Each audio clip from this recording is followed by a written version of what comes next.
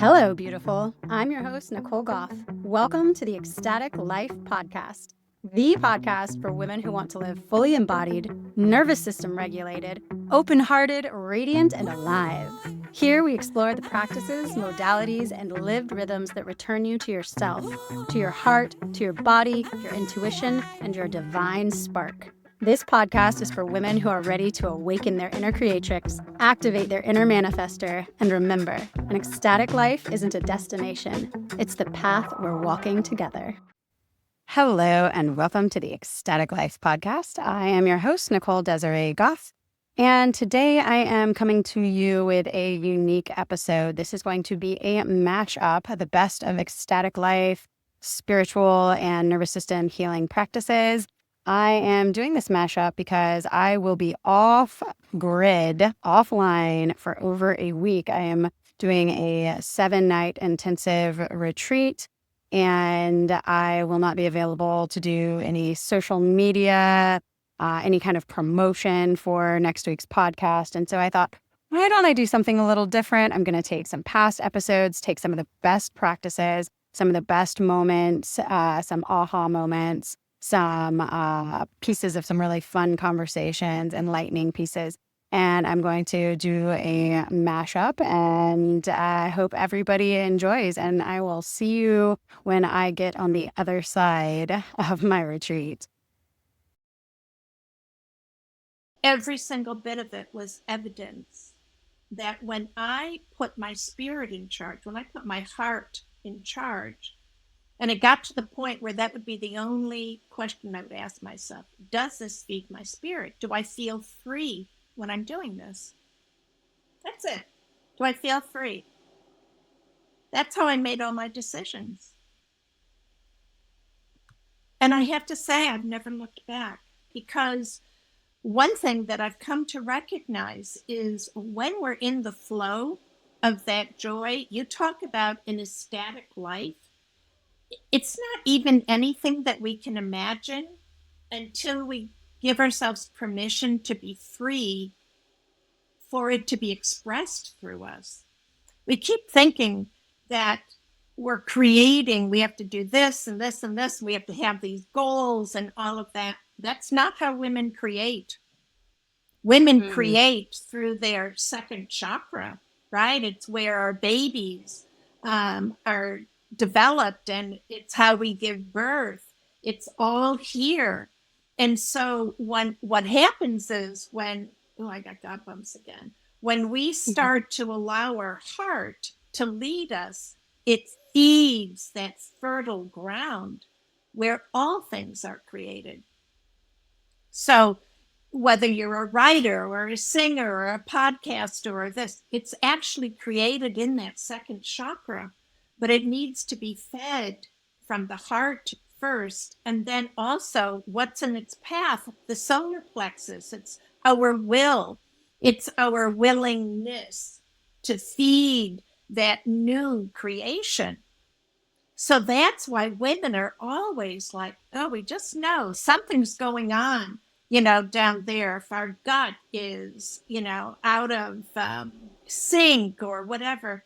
Honey, that's us trying to create, and it's not getting the energy that it needs, because most people believe that self-care might get them there. No, self-care might help to open yourself to you, but the real work is in letting go of everything that is preventing you from living that full expression of the love that you are. And I'm not talking about daily stresses. We all have them, right?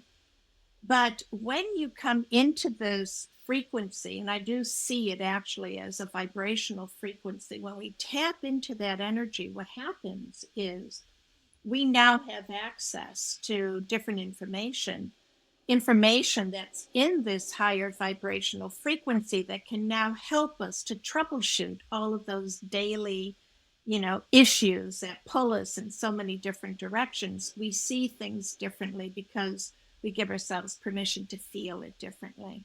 So rather than feeling it in a contracted state and being stressed out, when we move into the vibrational frequency of self-love, we now can feel it and perceive it differently and say, oh, I can do something differently about that. And that's where we get into that ecstasy, because we're totally free. And whether we realize it or not, we're not happy until we feel free. I was in PTSD, extreme anxiety, panic attacks, and to see how these tools have moved me to where I am now, I mean, it's like night and day. It's like an unbelievable difference. So if I can do it, anybody can. Absolutely. And I say that all the time. I mean, I have this great story that I like to tell about this exact thing that you're talking about.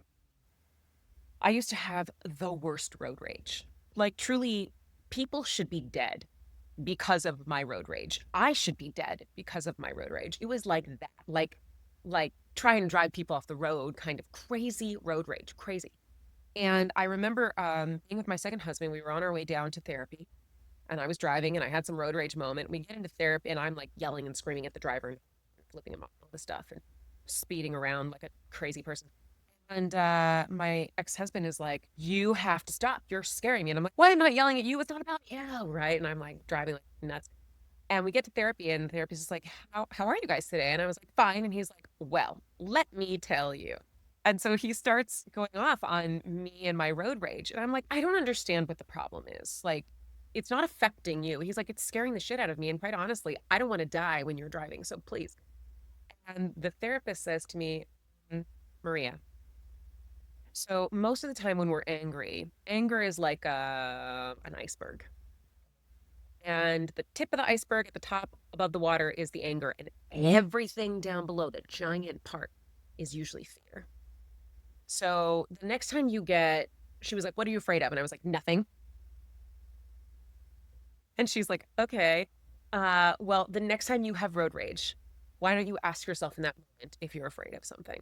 And I was like, right. And I like rolled my eyes. I thought it was so stupid. Well, the next day I'm driving. Somebody cuts me off. I get some road rage.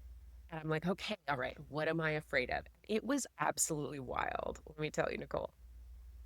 It's so silly, but the fear was that this person isn't considering me and like what I need in this moment because I'm not worthy of consideration.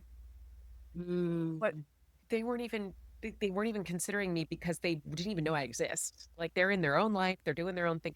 When I realized that, I laughed out loud. I was like, that is the most ridiculous thing I have ever heard. Like, what? That dude in his Tesla is going, see that girl in that Honda? Cut her off. No, he doesn't care about me. He's not even thinking about me. He's just trying to get to where he's going. He probably didn't even see me. And here I am letting him ruin my sense of self-worth and like allow that to kind of reinforce how unworthy of love and consideration I am. What? That is nuts. So when I had that realization and I laughed myself silly all the way home, I never had road rage again.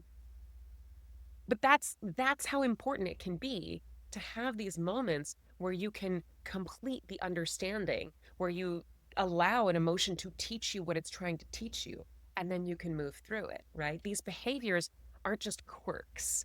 They are trying to teach us about ourselves. And if we don't want to learn and we don't want to ask ourselves these hard questions, then oftentimes we never get to know why we do something, which means we're not in the driver's seat. We're literally just living in a state of reaction all the time and allowing our subconscious and our inner child and our self-doubt and our trauma and all of our, low self-esteem to drive the bus instead of us.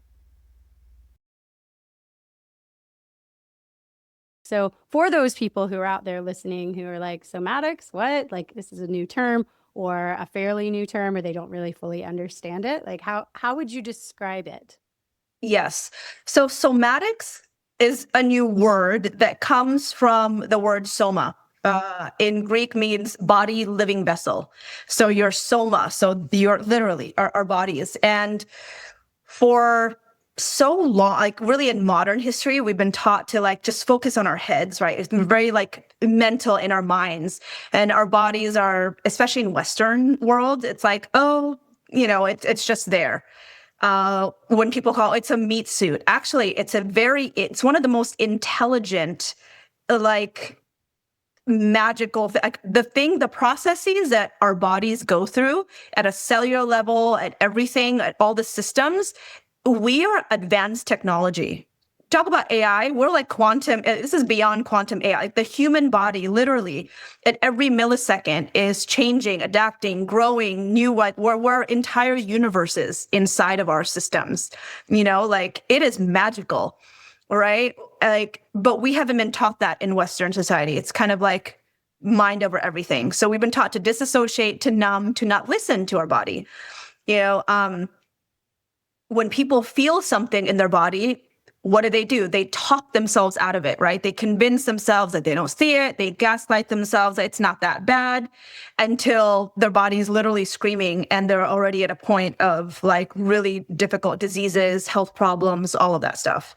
So somatics is an overarching term that really means body-based intentionality, where you really go into your body, you listen to it, and there's this intentional mind-body connection of feeling all the different parts of it. And so somatics is an umbrella of body-based intentionality.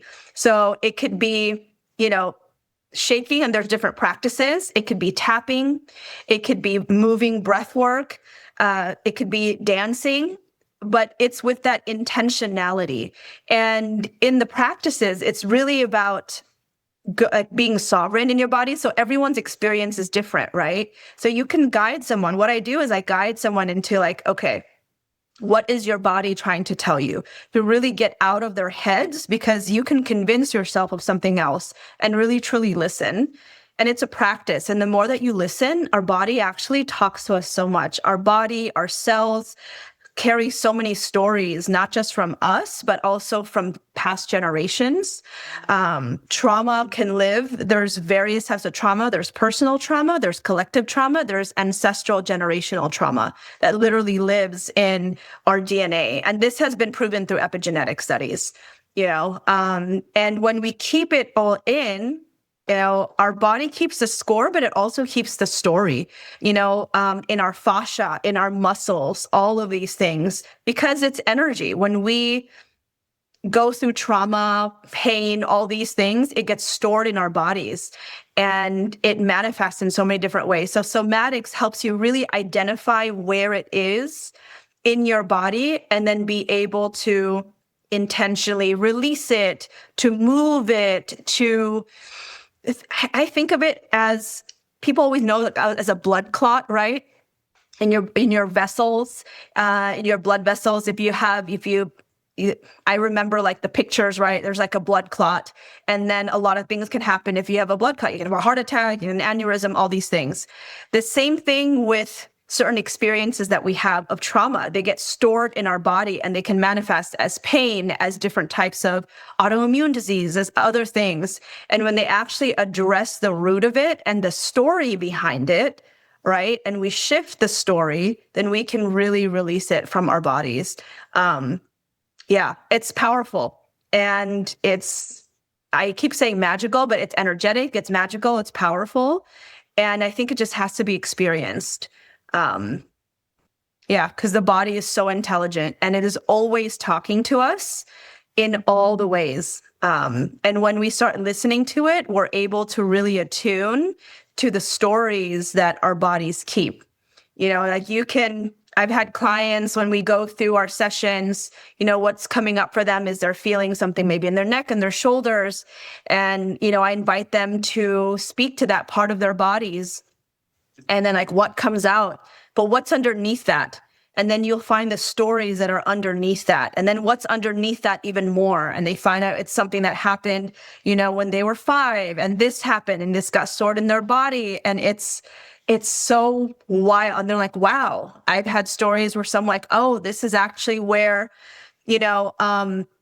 I felt this, and it's not just me. This is something that came from my mother or my grandmother or my matriarch line. There's just so many things that are stored in our bodies that we finally can move through somatics.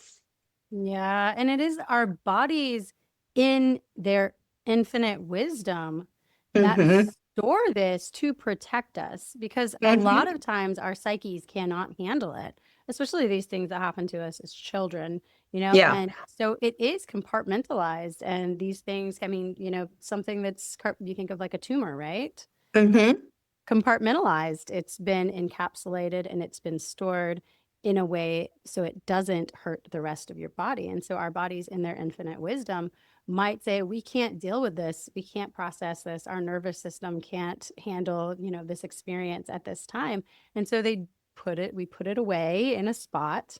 And if it isn't brought back out and re-experienced, and the arc of that event allowed to move through, the arc of the emotions or the arc of the trauma allowed to move through us, then Mm-hmm. it keeps talking, Yeah. usually Yeah. until we listen. And it Yes. starts as a whisper and a nagging, and then the next thing you know, it's a scream. It's Mm-hmm. turning into something you just can't ignore anymore. Yeah. Yeah. The body, it is magic, and I love that word, because the world is so magic, right? The shame slaying was a very powerful experience. Oh my, like I was just telling my husband this morning, like I am not the same person that I was a month ago. And it started out like, just this idea that kept coming that wouldn't go away. I'm like, oh, that's silly. Why would I get online and tell everybody? And I started out with only like one or two ideas, and then they just kept flooding in.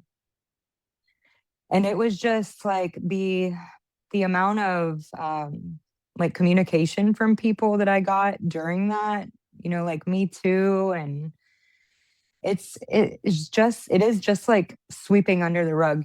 For our whole lives we've been sweeping all this stuff under this rug, which is our body. And like, why some of the things I was ashamed of for things that I did and my mistakes, but a lot of the things that I was ashamed of, what was somebody did something to me, and I held on to that.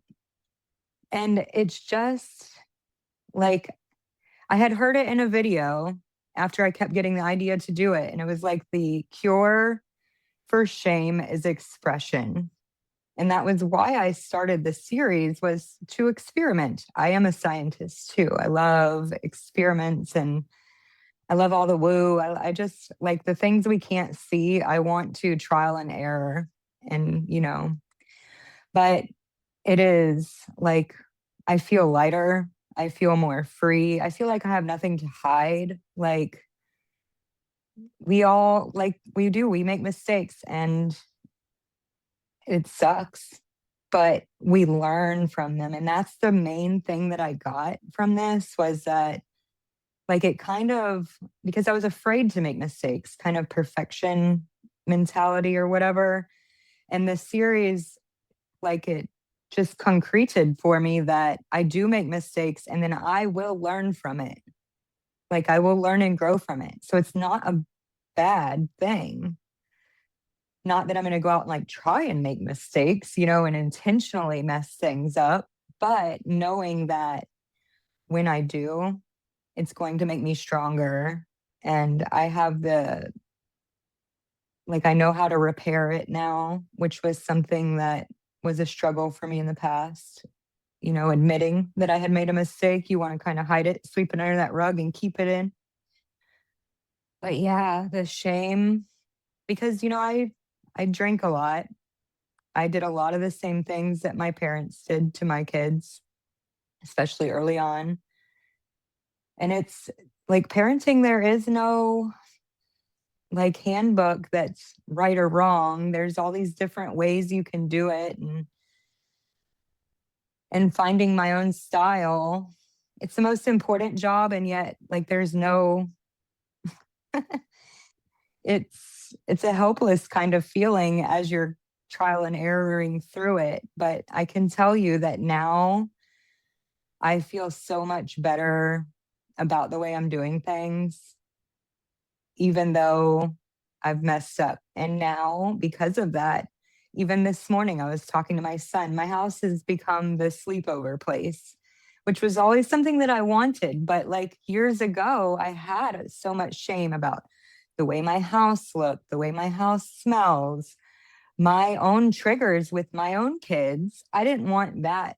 Like I was yelling all the time. I was like, I couldn't handle their energy. So I wouldn't bring somebody else's child into my house. And now, like, I don't yell. I talk to them, I explain to them. And like all the kids are coming over now. Like our house, there's just a kid knocking on my door just a few seconds ago, wanting to play with somebody. And it's like my oldest son was like, well, it wasn't like that whenever I was a kid, and I took that opportunity to explain to him all the things that were going on in my head that I didn't want, is social anxiety and all this shame.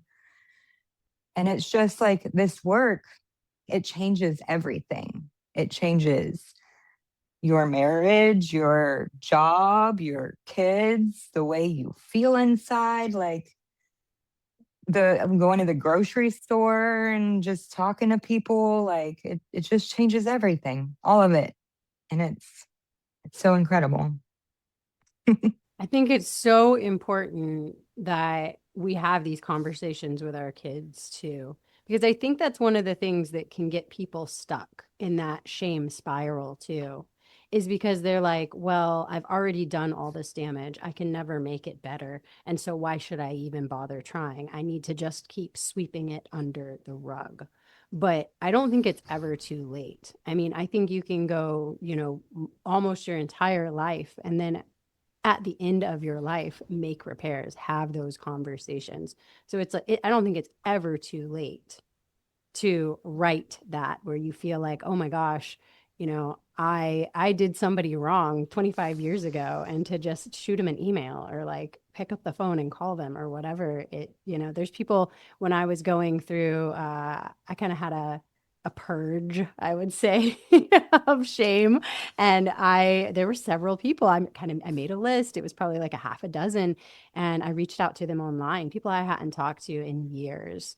But, when I was in my phase, fully in my trauma, getting, doing lots of drugs, getting blacked out drunk all the time. And I did some people wrong because I was just so disconnected from myself. And, I reached out to those people and I was like, hey, I was an asshole. And, honestly, I think all of them pretty much were like, oh, thanks. I don't even remember what you're talking about. But Yeah, like, it it's was no funny. big deal. But things that I had carried, things that I had been, shameful about for so many years. And so when I went on my own self-love journey, part of that was like, I need to make amends. I need to apologize. And yeah. And especially with our kids.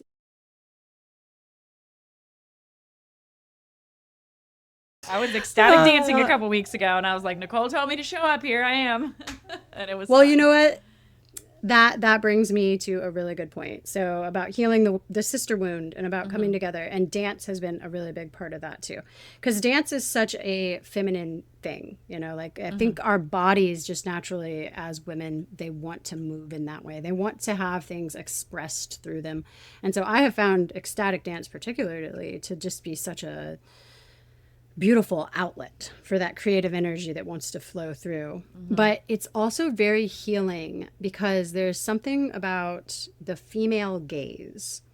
And this was one of the biggest woundings for me, that the female gaze fell upon me in very harsh ways. And that began with my mom, who would make comments about, me like dressing slutty or, something like that. It's like my too muchness, stop being so much, and then the same thing in high school. It was very much like, Nicole's bad. There was that very judgmental female gaze was upon me. And I carried that very hard, very, heavy in my body.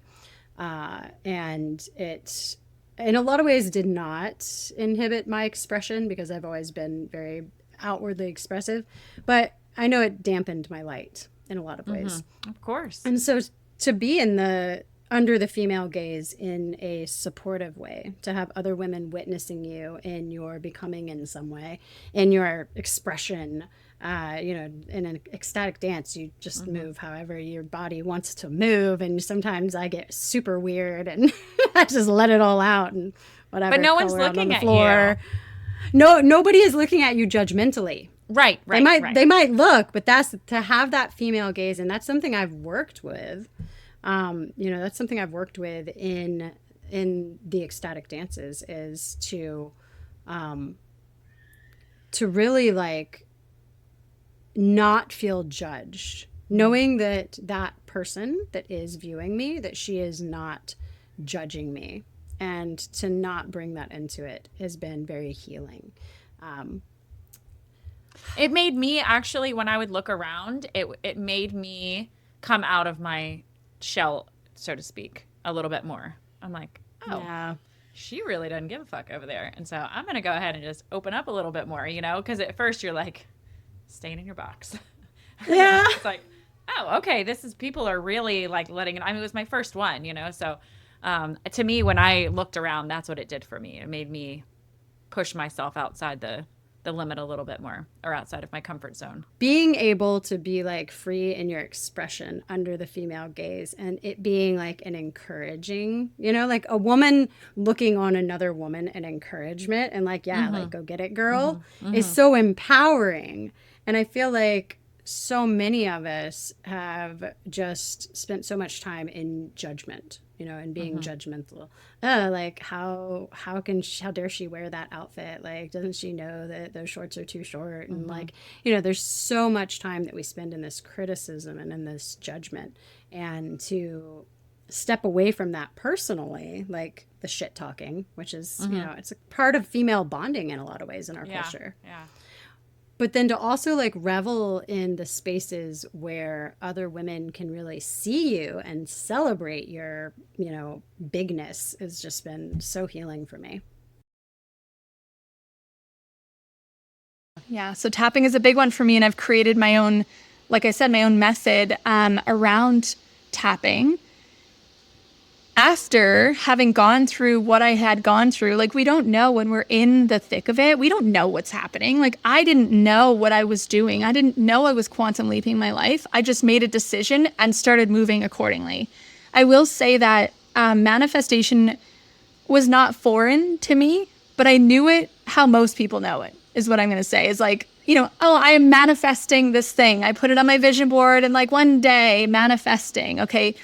Now my understanding of manifestation is so much deeper, but having gone through what I've gone through, when I first arrived in Costa Rica, and probably actually after about a year, and maybe even into the second year, I started to look back, because people always ask, like, how did it happen? Like, what happened there?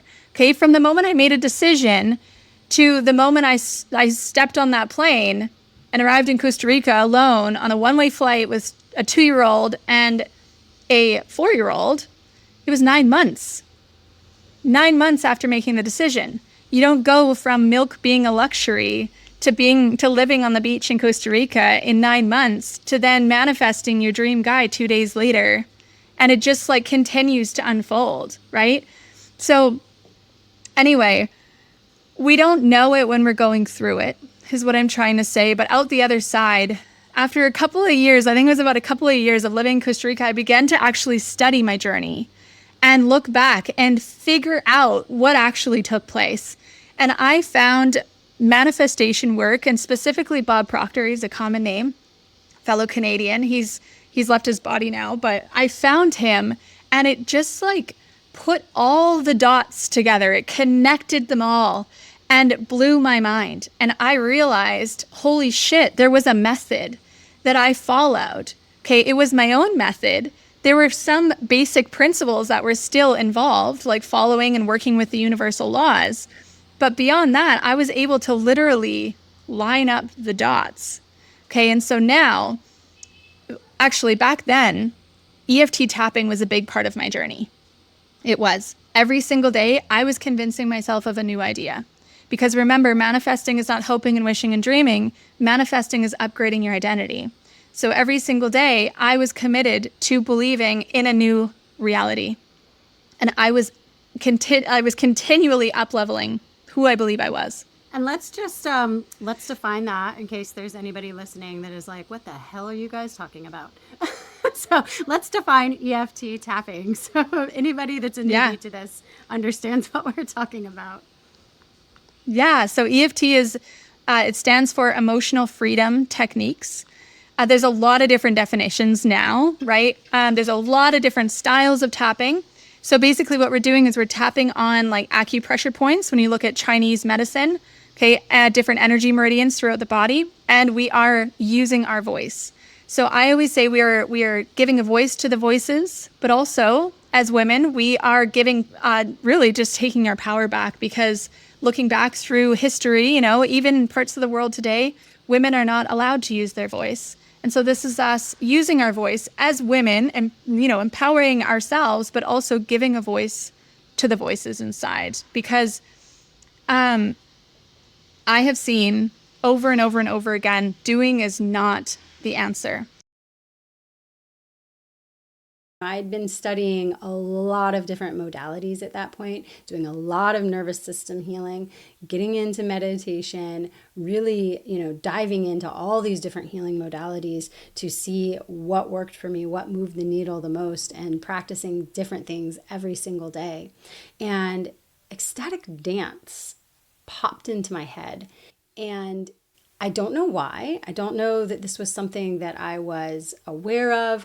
At that point, I was starting to have a lot of downloads. My connection with Source, God, had really opened up. And so sometimes things would just pop into my head. I know now from having, you know, studied these metaphysical principles, studied manifestation, started to really develop myself spiritually. I understand now that that is our natural open source ability, our intuition, our connection to God, source, whatever energy that we can turn on and open up to. But I would get pings, just little things would pop into my head back then before I really understood how to open that channel up, because that channel was starting to open up, you know, naturally through the work I was doing.